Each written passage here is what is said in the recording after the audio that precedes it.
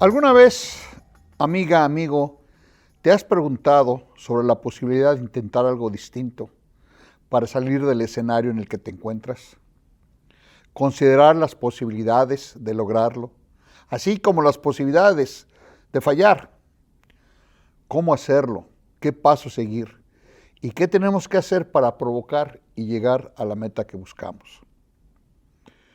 Te hago una segunda pregunta, que también implica si también te has cuestionado el costo del tiempo, del dinero, que va a llevar tu aventura como inversión. Porque cuando estás invirtiendo para crecer, cuando estás invirtiendo para mejorar tu vida, cuando estamos invirtiendo para salir de la mediocridad, no se gasta, se invierte.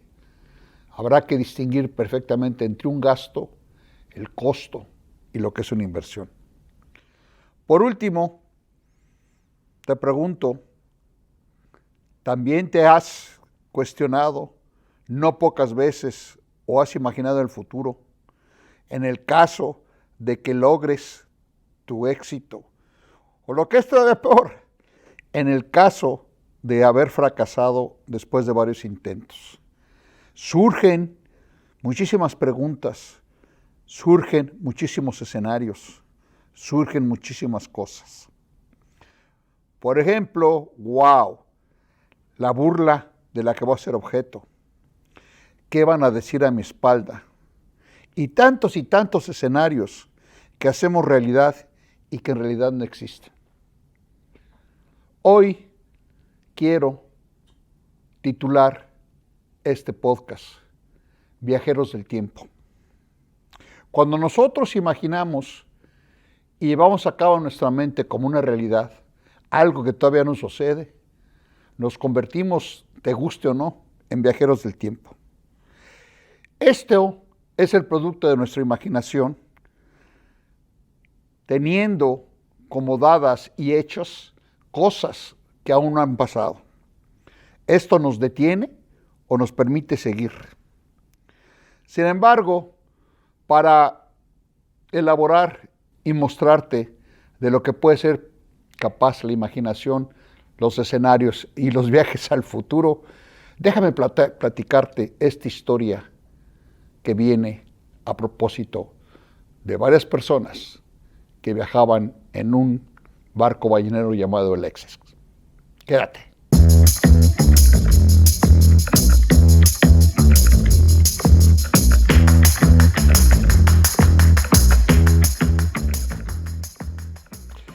Corría el año de 1820, cuando un barco que parte de Massachusetts, llamado el Essex, salió en busca de ballenas para regresar algún día a puerto, con la carga y con el éxito lleno de bodegas, grasa de ballenas, cuerpos de ballenas.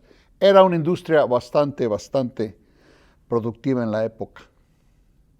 De hecho, la historia que te voy a contar fue el objeto o el tema medular de la novela Moby Dick del autor Melville, y que, como muchos saben, porque es una novela clásica, es el caso de una ballena que embiste un carguero, un barco ballenero, lo voltea y mata a la mayor parte de la tripulación. El Essex fue precisamente ese barco. Aunque la novela se despega muchísimo de la realidad es que en ese junio de 1820 logran sobrevivir y salir adelante 6 o 7 marineros. Estaban en medio de la nada, en medio del Océano Pacífico. Después de lograr subirse a uno de los botes salvavidas que habían quedado al agua y que estaban ahí precisamente para ese tipo de emergencias, discutieron, pelearon y analizaron sus posibilidades, de llegar y salvar la vida. Los escenarios que después de un rato de discutir se presentaban eran 3 y eran simples.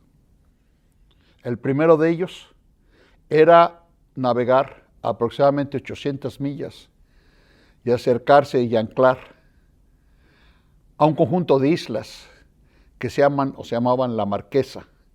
El problema con este primer escenario es que en esa época se decía, y era cierto, estas islas eran habitadas por antropófagos, sí, por caníbales.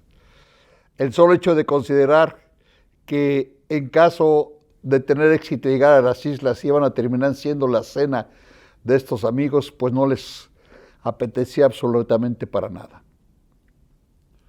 Un segundo escenario era agregarle otros 400 kilómetros aproximadamente a la travesía y llegar a Hawái. Ciertamente, las islas de Hawái se encontraban a más del 50% de distancia. Y aunque no había el problema de caníbales o de seres antropófagos, las condiciones climatológicas que eran preponderantes en esa época del año los iban a azotar y agarrar a media travesía, y seguramente, porque eran conocedores de esto, no iban a poder llegar a Hawái.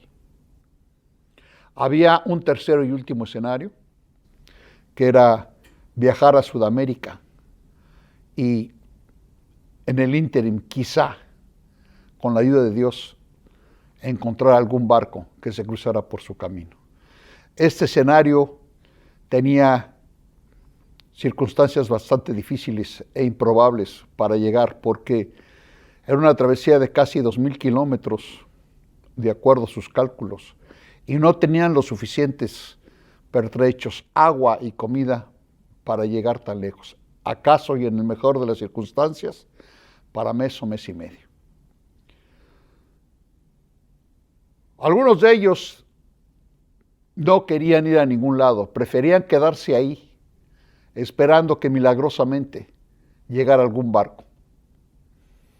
Quizá pensando que no habían llegado a puerto, iban a salir a buscarlos. La mayoría votaron por irse remando hasta las costas de Sudamérica y a ver qué sucedía. 4 o 5 meses después de haber tomado su última decisión,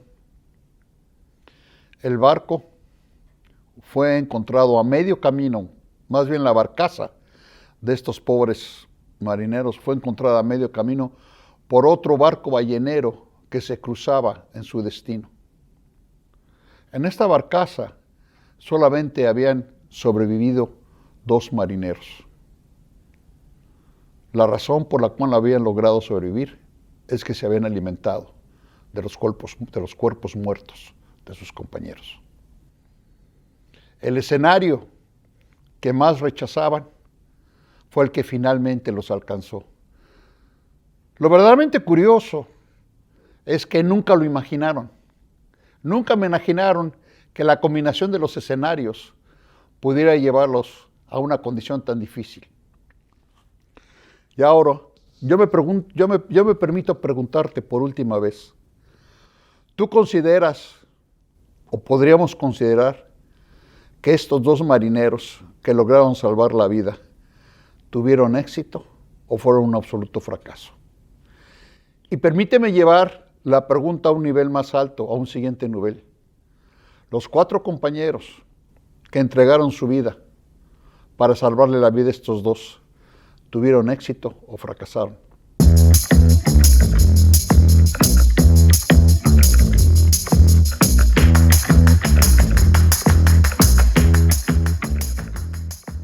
Crear escenarios en nuestra mente, te repito, nos obliga a viajar en el tiempo, nos hace viajeros en el tiempo.